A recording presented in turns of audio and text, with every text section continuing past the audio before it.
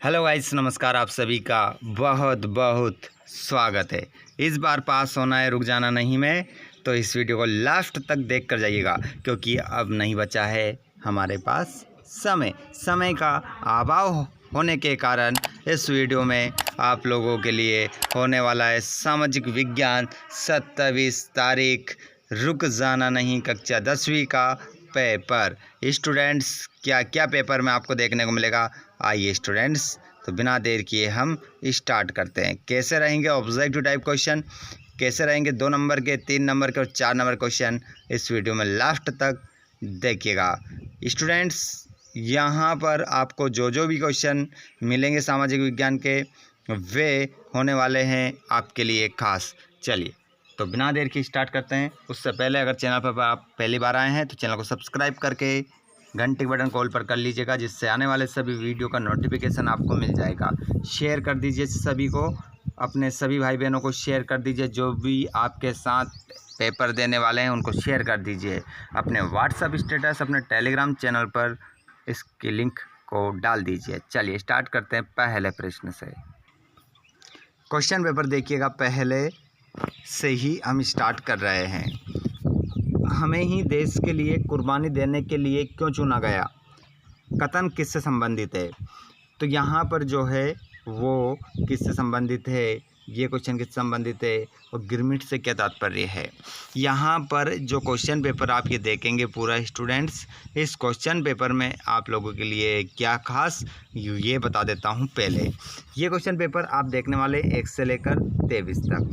अब 23 तक तो क्वेश्चन तो बताऊंगा ही सही, क्या आंसर आपको मान लो अभी क्वेश्चन नंबर 22 में बताने वाला हूं, तो इसका आंसर आपको कहाँ मिलेगा, इसी वीडियो में मिलने वाला है। चलिए तो देखिए क्वेश्चन नंबर 22 पे चलते हैं हम।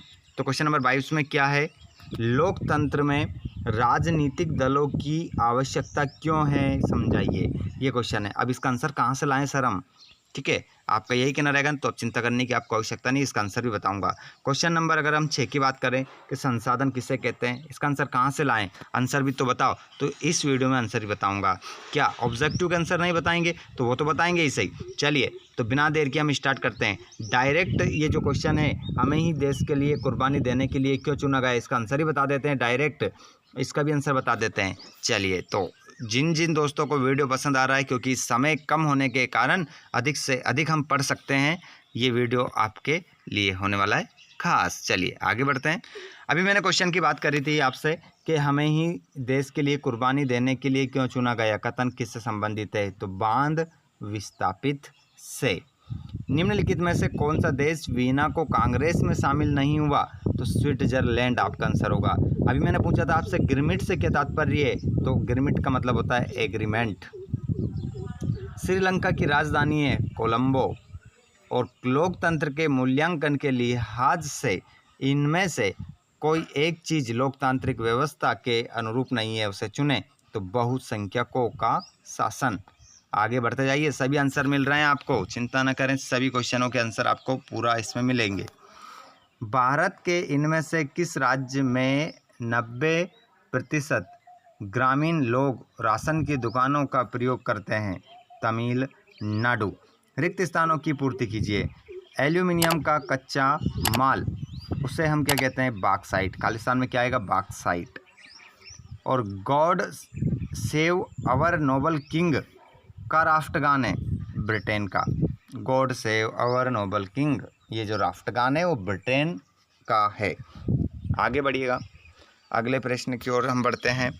प्रश्न नंबर है, प्राथमिक, द्वितीयक और तृतीयक क्षेत्रों की गतिविधियां है, तो आर्थिक गतिविधियां खालिस्तान में आपका आंसर होगा। सभी आंसर आपको मिलेंगे, ताकि आप अच्छे से अपने आंसर के साथ क्वेश्चन को पढ़ेंगे तो आपका आंसर सही होगा।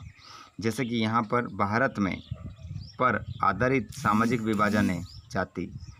भारत में जाति पर आधारित सामाजिक विभाजन है। आगे अगला खालिस्तान देखेंगे आप कि भौगोलिक रूप से बेल्जियम की तुलना भारतीय राज्य से की गई है, हरियाणा। खालिस्तान में क्या आएगा, हरियाणा से की गई है। और लोकतंत्र का मतलब है बहुतों का शासन। अब जोड़ी देख लीजिए, जोड़ी यहाँ पर आपकी जो है, विश्व का सबसे बड़ा उद्योग कपड़ा उद्योग,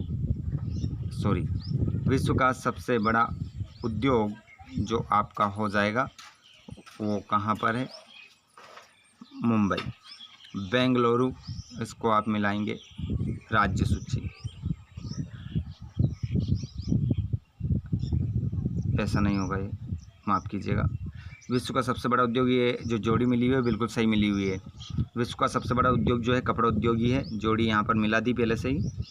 और बेंगलुरु सॉफ्टवेयर पार्क, और गोलमेज सम्मेलन लंदन में हुआ था, और मानव विकास रिपोर्ट UNDP, और वाणिज्य राज्य सूची, और प्राकृतिक पत्तन जो है वो मुंबई में है। ठीक है, तो यहाँ पर आप देख सकते हैं एक शब्द में उत्तर। भारत की पहली रेल मुंबई से ठाणे के बीच चली, इसने कितनी दूरी तय की थी? तो 34 किलोमीटर आपका आंसर होगा। महात्मा गांधी ने अपना आध्यात्मिक अधिकारी किसे घोषित किया? तो आचार्य विनोबा भावे को घोषित किया था। बहुत ही महत्वपूर्ण क्वेश्चन है। एक लेगुन के मुहाने पर स्थित प्राकृतिक पोताश्रय का नाम लिखिए, तो उसे हम कहते हैं कोच्चि। और धर्म और राजनीति को अलग नहीं किया जा सकता, किसका कथन है? महात्मा गांधी का कथन है। आगे बढ़िएगा। विमुद्रीकरण किसे कहते हैं? तो प्रचलित मुद्रा को चलन से बाहर करना या नोटबंदी को विमुद्रीकरण हम कहते हैं। न्यू कैसल ने ट्रांसवाल की ओर बढ़ रहे जुलूस का नेतृत्व किसने किया था? तो महात्मा गांधी ने किया था। अब हम देखेंगे सत्य सत्य।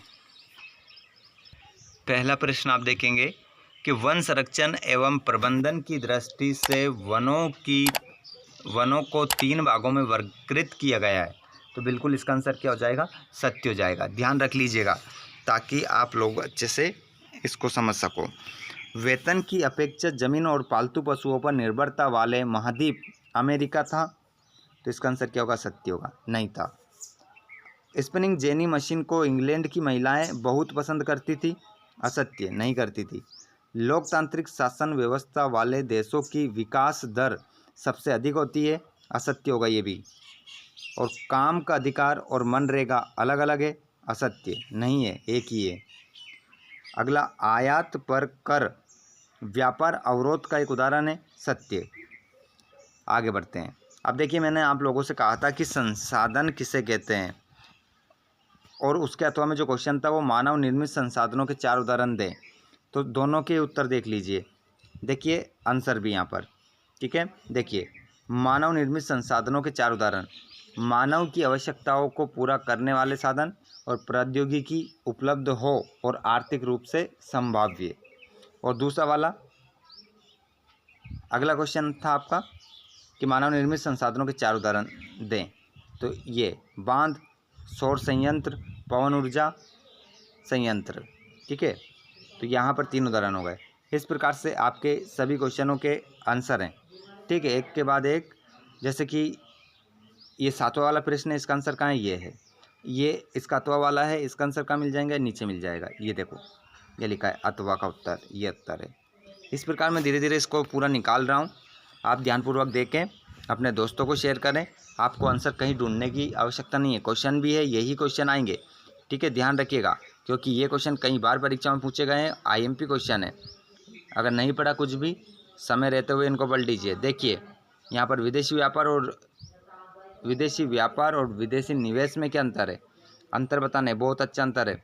देखिए, विदेशी व्यापार का तात्पर्य दुनिया के 2 देशों के बीच माल, सेवाओं और पूंजी के व्यापार से है।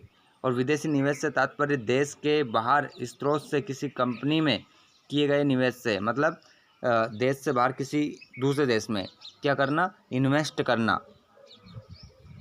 और विभिन्न देशों के बाजारों का एकीकरण, और पूंजी और प्रौद्योगिकी और अन्य संसाधनों के रूप में अतिरिक्त निवेश। अंतर हो गया आपका, क्योंकि ये क्वेश्चन ऊपर पूछा गया था। देखिए यहाँ पर विदेशी व्यापार और विदेशी निवेश में 2 अंतर, तो 2 अंतर बता दिए आपको।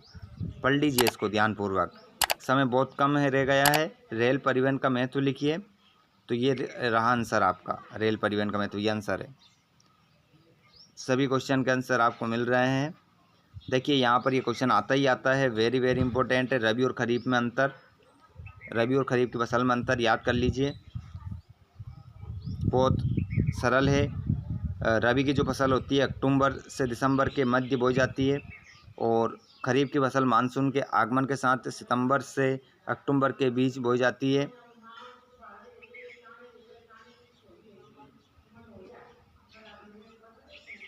और इसकी जो फसल होती है रबी की वो गेहूँ, जौ, चना आदि होती है और इसका ज्वार, बाजरा, सोयाबीन आदि होती है। देख सकते हैं सभी क्वेश्चन धीरे धीरे मैं निकाल रहा हूँ, स्क्रीनशॉट ले लेना, पढ़ लेना। 17 तक पहुँच गए हैं। अगर आपके पास नई गाइड कुछ भी नहीं है तो आपको कहीं और जाने की आवश्यकता नहीं है। पूरा का पूरा यहाँ पर सॉल्यूशन आपको मिल रहा है 1 से लेकर 23 तक। सभी 2 नंबर के, 3 नंबर के और 4 नंबर के क्वेश्चन मैं आप लोगों को यहाँ बता रहा हूँ। बस वीडियो को आपको लास्ट तक देखना है। अब यहाँ तो देखिए क्या करना था, आपको एक मानचित्र में ये फिल करना था। तो ये तो मानचित्र है, मानचित्र में आपको फिल करना ही आता होगा, ये तो आप कर ही लेंगे। ठीक है, एक ही क्वेश्चन छोड़ा है, पूरा आपको करवाया है। वीडियो पसंद आया हो तो आपसे निवेदन है कि वीडियो को लाइक ज़रूर करें, अपने भाई बहनों को शेयर करें। और आप चाहते हैं कि संस्कृत का पेपर भी आपको मिले तो चैनल को सब्सक्राइब करिए और घंटी की बटन कॉल पर कर लीजिएगा ताकि आपको वीडियो मिल जाएगा जब आएगा। ठीक है, थैंक्स फॉर वॉचिंग। जय हिंद।